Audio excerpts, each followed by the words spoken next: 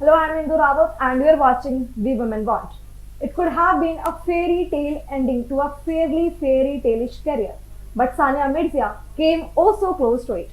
On Friday, Mirza and partner Rohan Bopanna lost in the mixed doubles final of the Australian Open at Melbourne to Brazilian pair Luisa Stefani and Rafael Matos. Mirza had said that this would be the last time she is playing in a Grand Slam, but having done well enough to reach the final, who could blame her for wanting more? Sports professionals who dedicate the best part of their lives from the early years till into their 90s to a particular discipline find it difficult to let go. The buzz of the competition, the excitement of travel, the rigor of training can be addictive, but they call it time when the body and mind say enough. The decision, though, is not always easy to stick by. My journey of my professional career started in Melbourne in 2005 when I played Serena Williams in the third round as an 18-year-old. Mirza said at the presentation ceremony after the Australian Open final, pausing for a moment as emotions got the better for her. That was scarily enough 18 years ago, and I have had the privilege to come back here again and again and win some titles here. Rod Laver Arena has really been special in my life. To play the final, obviously we couldn't get over the line, but there is no better place and no better person to finish my Grand Slam career with, she said. Mirza and Bopanna played together for the first time when she was 14 years old, and perhaps fittingly did so now when the 36-year-old Mirza played her last slam.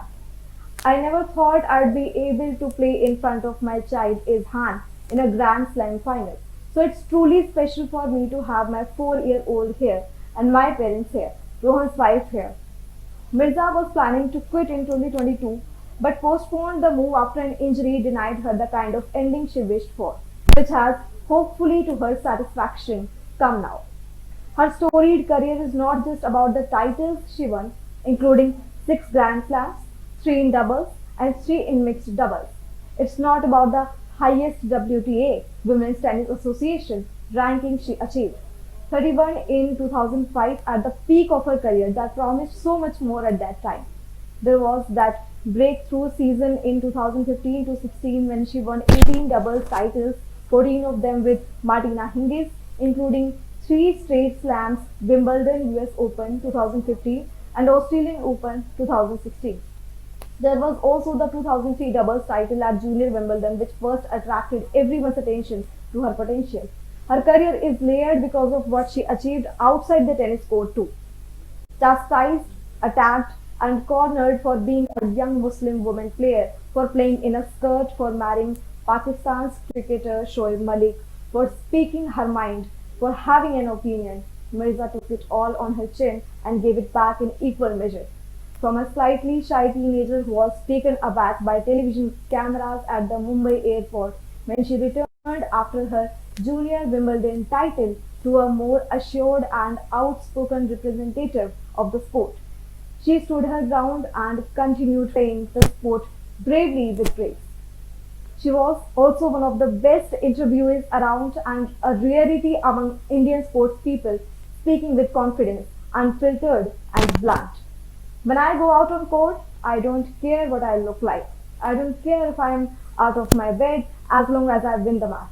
And that's what I'm there for. It doesn't matter what I am wearing. It doesn't matter what my hair feels like or looks like. All I feel is the moment I have to play well, give my 100% and win the match, she told in an interview in 2005. When I used to say I wanted to play at Wimbledon, she used to laugh in my face and say, "What are you talking about? You're from Hyderabad and you're supposed to cook.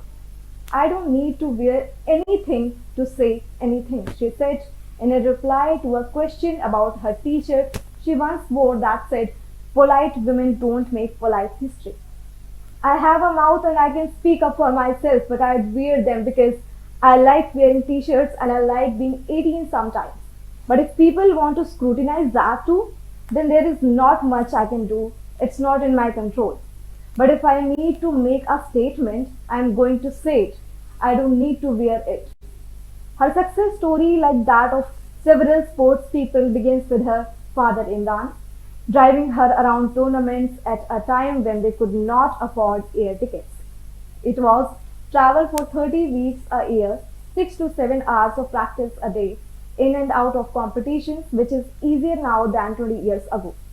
The hard work paid off in 47 doubles titles, starting with one in Manila in 2002 with Radhika Tulpule, to the last at the Ostrava Open with Shua Zhang in 2021.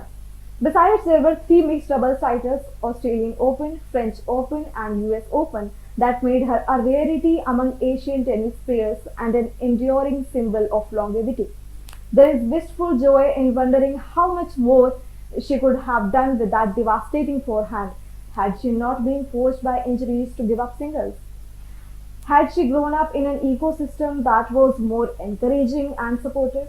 But along with Leander Pace, Mahesh Bhupati, and Bopanna, Mirza ensured India had a presence on the global tennis stage for the better part of the last 2 decades.